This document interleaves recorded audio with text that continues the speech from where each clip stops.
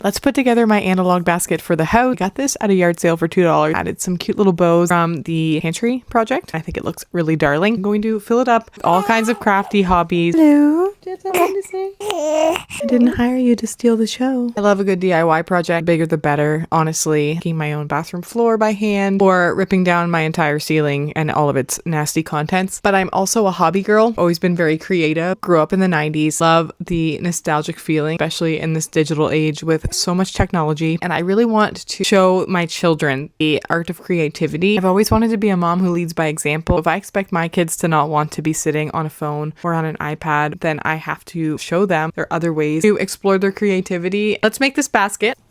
All right, this basket is quite spacious. I'm hoping I can fit everything that I have in it. It may require some strategic packing. I worked for an airline for 10 years, traveling a lot of standby in a carry-on bag, so packing has become kind of my forte. I will start with new to me hobby. That is needle felting. I've never tried this before, but I got this package. It came in this nice little neat carrying box, so I'm hoping that will keep me kind of put together. Influencer nails. Just joking. This in the basket. I also picked up at a local craft store 3 embroidery hoops. These were on like major discounts, so I picked up 3 different sizes, and I have some scrap fabric that I'm going to add, which I will use as backgrounds for these. I'm still not sure what I'm going to start with. I'm thinking I could do one for Lola and maybe a duck because we live on a lake.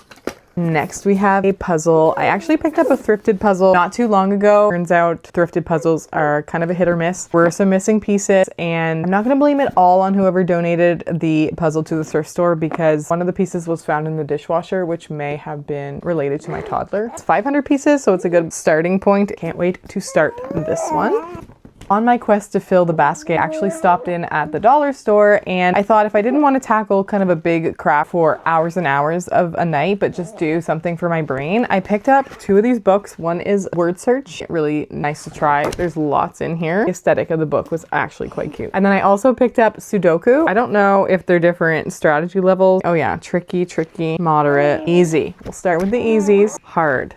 What's tricky versus hard? TBD. You guys, I'm 90. I religiously watch Jeopardy and Wheel of Fortune every night, and that's basically the only TV we watch. While I'm trying to keep up with the Jeopardy contestants, I can do a Sudoku as well.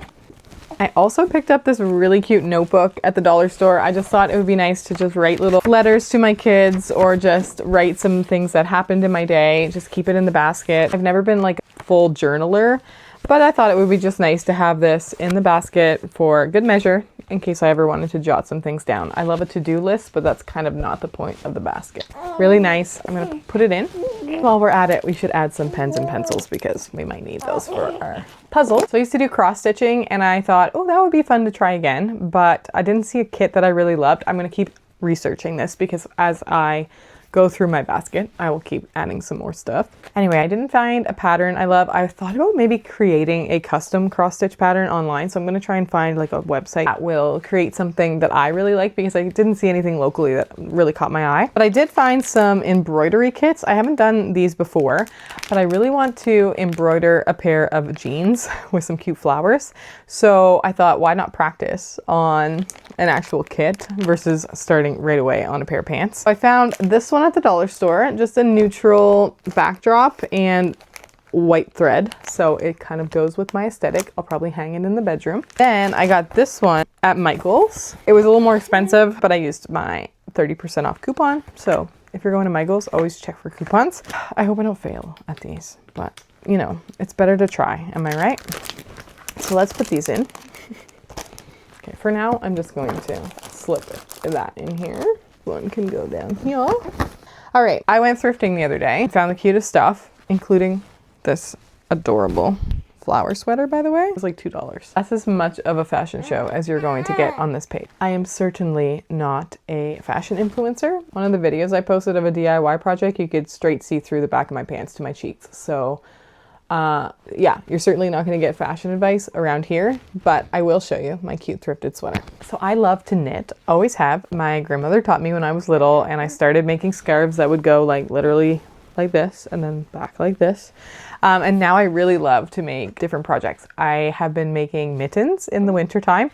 I used to commute back and forth every 4 days when I worked for the airlines, and every 4 days I would make a mitten, and then I would make the second mitten on my shift work. Don't tell my old boss. I worked overnight shift and there was some lull time, so I used to just knit mittens. I found at the thrift store the other day this old pattern book, and it actually has some really cute cute mitten patterns for knitting. And I've been making Newfie mitts, which look like this, and they're so fun to make, and they're a little tricky, but also a good challenge. So I'm gonna make more of those. I thought about making pairs for all of the kids in my son's daycare class, and starting kind of in the fall, and then they're all ready for the winter time, because I have lots of different yarn colors that I probably won't use for myself. But also there's some really fun patterns in here that I can't wait to try, especially this one. And you probably can't see it.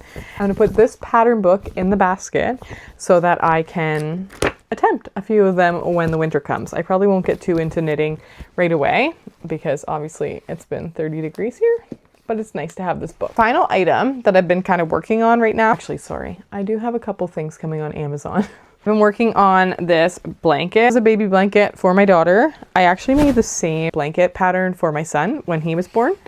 And his is just a little bit darker color yarn. I used still beige. I thought it would be nice to have neutral ones, so if they ever decide to have kids down the road, they could pass it on if they don't find out the genders like my husband and I did with our 2 kids. So I know I'm a sad beige mom, but I'm actually a happy beige mom, okay? Can we just normalize that beige moms don't have to be sad, they can be happy? And I am in the process of designing custom labels for my knit projects, so I can put them on anything that I make, especially for things that I make for my kids. This is already in the works, and I'm going to stick this in the basket, and I will continue to make that until it's finished, obviously, and we'll start a different project. But this way I can start multiple projects and they all just live here without, you know, being scattered around the house, and no one will judge me for having 25 projects on the go, because unless you look in my basket, you won't know what's going on. And voila, we have our analog basket. So let me know if there's anything else that you think I should try. I am always open to new hobbies. I'm always open to new ideas. I don't read books. Okay. So if you come at me saying add some books to your basket, thank you for the suggestion, but no thank you. I love to read, all the power to you, but I'm just not a reader. I would rather read probably like a documentary on someone, or not a documentary, that's TV, like a biography or something, autobiography. See, this is bad. This is like, I shouldn't even put this in the video. This is embarrassing. I'd rather read something about like true events versus fiction.